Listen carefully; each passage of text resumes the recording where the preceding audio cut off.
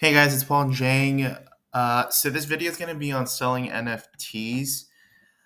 It's a for most people. It's going to be some kind of digital art, and you're going to be selling it within this bit currency world. So I looked into it. It's not something that I have been openly involved with, but you'll see people have made tremendous amount, millions into billions of dollars with the bit currency world.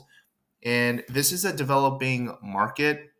So if you want to get ahead of new developments, this is something that I think that you could consider, especially if you are in the arts world or you're interested in it. So the platform that they recommend is OpenSea. There's a couple other ones, but OpenSea seems to be the biggest one. So here's how it goes. If you look, there's digital art over here. So it could be a picture, it could be more digital, 3D. It seems like there's also options for music, GIFs, uh, GIFs, GIFs. Yeah, as you can tell, I'm not like crazy artistic. So here's OpenSea. It says, who is OpenSea? Basically, what you're doing is you're selling these digital arts. Think of it as collectibles. There's trading cards, virtual sports. What they say is like sports moments if you want to capture it. And what you're doing is you're creating these tokens on this blockchain. And you're basically buying and selling it. I really think it's really for I want to say rich people or very inventive people within the arts community, but there's trading going on here into the thousands, if not millions of dollars. The I've seen reports where such and such athlete bought an NFT and they lost half of it, half of their $100,000 investment, and I've seen other cases where people have created things and sold it for 200,000. So it's this. I think this is kind of a high risk, high reward. If you're the ones developing it, though, the ones creating it, and you're the ones trying to sell it, it'll be highly dependent on if you're able to actually make the sale. But it seems to be a growing community. So I did some more research with it. There's different big currencies, but it seems like Ethereum is really popular with this platform, with OpenSeas at least. There's a couple other ones. I'm just saying Ethereum seems to be one of the big ones. So if you could tell, for one Ethereum, it's roughly 1,590. So if you go back over here to where it says OpenSea, this is 0.14, 0.05, 0.69, 0.99. So if you look, let's look at this 0.39. If we're going to use the calculator for 0.39, what this guy is basically doing is he got the his picture of, what is this, like a crab, right? He took his picture and he threw it up. What they uh, the terminology that they use is they mint it. So they get the artwork, they post it up, and they mint it, which converts this into a token that can't be duplicated by other people. And so what it does is it creates um, it creates scarcity. There's no other item like this in the world. There's no other copies that could be made like this, and so there's just one of a kind. And so what you're getting is you're selling this on a premium, basically saying, hey, here's this cool picture with a crab. There's nothing like it, and it's going to cost you $620, right, or 0.39 Ethereum. And the platform itself, in terms of minting it, it seems like the process, it's increasingly, I think initially it took hours or 12 hours, something like that. Now it's starting, or several days, but now you're getting to the point where you can make something in 30 minutes to 15 minutes. And I think this process is going to get quicker as more and more people start minting it initially. So there's discrepancies over here, I'm finding, with the cost to actually mint it. It seems like years ago, or until more recently, you would have what they call an NFT wallet.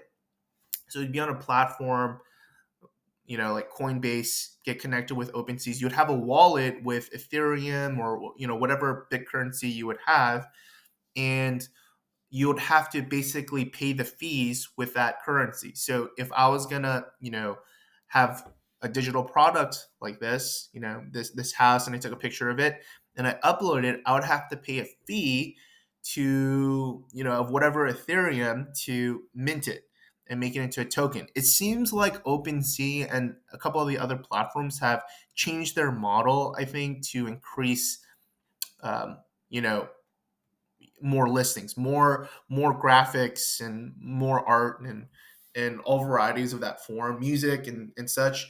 And they've set it up now that there's no cost. So I don't know if exactly you still have to have, Ethereum before you mint it, or if you could just kind of do this free. And I think with OpenSea, they'll charge a percentage. I think it's 2.5% on any of its listings. So if you have here your, let's just go with Curious Cabins at 1.2 Ethereum. 1.2 Ethereum is $1,909. And so if what will happen here is, let's say we click on this and we buy it, we would pay, roughly 1,909, assuming, we were going to buy Ethereum at its current rate right now. That's what it would cost us. And a percentage of that will go to the OpenSea platform. And a cool thing that's, so if you can see over here, the owners and unique owners, all that, what ends up happening is if you have here your Curious Cabins, what ends up happening is you're able to sell it off to other people. And so you could get a recurring revenue stream of future owners, like kind of a perpetual fee. Anytime an owner sells it to another person, you get a fee. So that's what I get from from what's going on here. And there's different. So this guy is doing all sorts of Curious Cabins. He creates the artwork, or she creates the artwork, and is selling each piece as a token for this one's Ethereum. I don't know what WETH is, but you'd have to have that currency to get it, right? So it seems like these are the two currencies that the artist wants it in. So you would have to get that currency to pick that up. And the hope for these collectors is, over time, as OpenSea, it seems like this market is increasing pretty drastically. I think I've seen a chart in one of these where, oh, here it is. Like since 2018, 2019, 2020, there hasn't been much, but 2021 there's an increase in OpenSea traders over time using Ethereum as a platform. And the idea is, as more and more users get on this platform and want to get on it, they're going to want to get, these tokens for themselves, kind of as we, pick up, uh, as people pick up paintings and want it to appreciate. It's going to be this kind of market over here with these NFTs. So if you are a creator of some sort, then you could create a series kind of like this person with Curious Cabins, number them and sell it. And there's no other, you're basically cementing your piece into the world, and no one else will be able to have that. So that's what you're doing. So with that said, with selling NFTs, if you are uh, a digital, if you're into digital stuff, or if you're an artist, I think having a combination of leveraging stock photos, stock music or stock videos, going into some of those platforms, leveraging NFTs and non-fungible tokens, and cementing your digital art pieces, and try selling that. This is a really good way to get a large chunk of money, but even after the fact, start getting passive recurring revenue streams, because if it sells to another person, you still get a cut, right? So that's where this passive income potential is. And I think they put a higher amount of money because the NFT market is growing exponentially. You have here, it's now hit the $10 billion mark, meaning, just from the 600,000 people, right, from this chart, roughly, right, like more and more people are getting into it. And when you're doing that, you're increasing the different types of artwork, and you're just going to find it becomes a more stable industry. So you have your the CyberKong, which is 22. I'm assuming this is Ethereum. You have here 91,602 dollars, and so you'll have what I think is a variety of different pieces of artwork. You can see already here, this had 285 views, six favorites, and not all of them will be like that. But just because I think the market is still hot, I know cryptocurrencies has kind of come down a little bit, but this world I think is going to get more and more uh, just more and more digitized. The internet and the cryptocurrency world, I don't think it's going to go away. So if you're in this, like, music, arts kind of world, I think creating and trying to sell, or even if you're an investor, if you I know there's people that buy things, right? So if you buy it early enough, I know, you know what is this, one Ethereum right now, we said, was $1,909. You could pick it up, right? $1,590. You could pick it up, and for a lot of people, you're gonna hope that this market will increase, and so at a certain point, maybe you could sell it for double or triple. So there's definitely more risk involved if you're kind of doing this more as an investment, and that's what people are doing at this point. They're thinking of it as an investment for this future market with NFTs because you believe in it.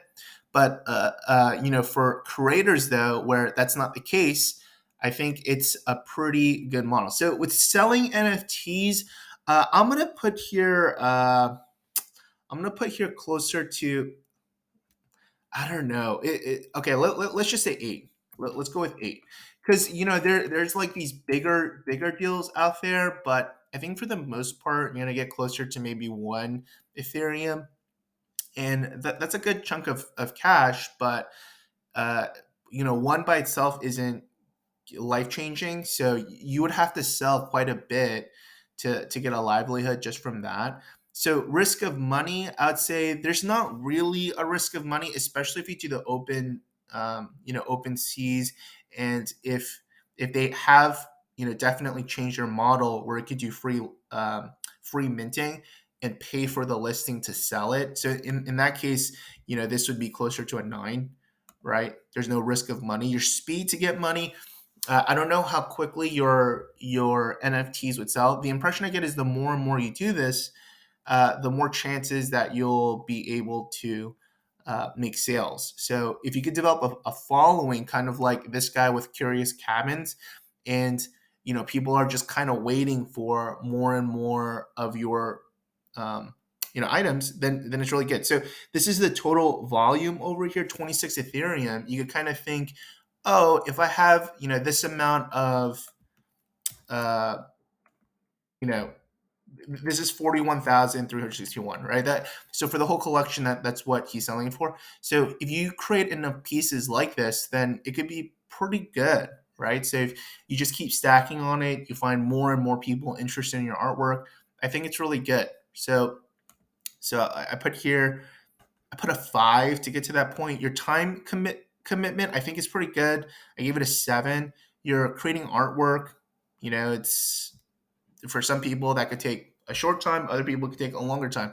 Your money investment is pretty good. There's nothing really there. How difficult to work? 5. Is it scalable? I would say 7.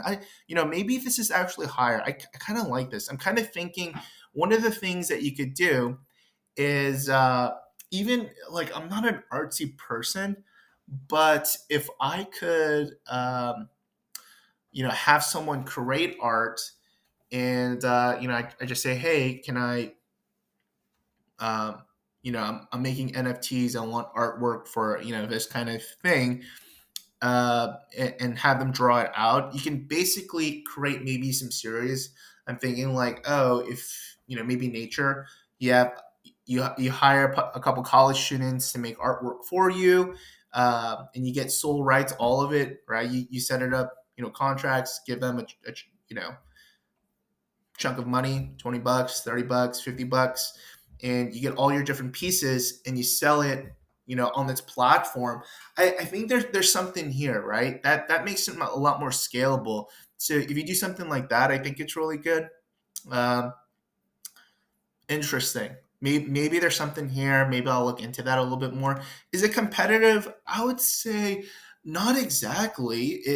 It's competitive enough that there's a lot of art pieces, but the market isn't saturated. It seems like it's going to be growing. So maybe I'll put here closer to it's a 6 in terms of competition. It's pretty good. I think the earlier that you get into it, the more of a hold you'll have in the industry. So in that scenario, it's good. Location specific, it's not location specific. That makes it really good. So in terms of like selling NFTs, what you're going to be doing is, if you're going to be working with Ethereum or some of these other currencies, you'll be able to basically get more of your cryptocurrency and then switch it out for cash, to live off of or to use, or whatnot. So I think this is a good maybe third or fourth. Maybe if you have a 9 to 5 job and that's kind of paying your bills, and you're gonna be working on these NFTs. That's good. Or if you have like land investing and you want another side hustle and you're kind of artsy, or you're kind of thinking to hire other people to help you create these NFTs, I think there's something here. uh, I'm probably gonna look at this industry a little bit more. I have a couple friends in the cryptocurrency world that they're interested in it, and I'm probably gonna ask them what they think about it, and maybe we'll just see how it goes. Maybe we'll do like a trial run on things. So that's on my mind a little bit. But what I am doing is I am going through all the different businesses, income streams, passive income ideas, and I'm putting it on a spreadsheet, and I'm kind of laying out what I think about them, and you'll be able to see that spreadsheet in the description below. I'll put a link there. There's also our course on land investing if you're interested in that. I highly recommend it. I think it has really good synergies for people that have a 9 to 5 job, and one of the best real estate investing strategies. So if you're interested in that, check that out in the description below. Otherwise, subscribe, like the video. I really appreciate it. Take care. Have a good one. Bye.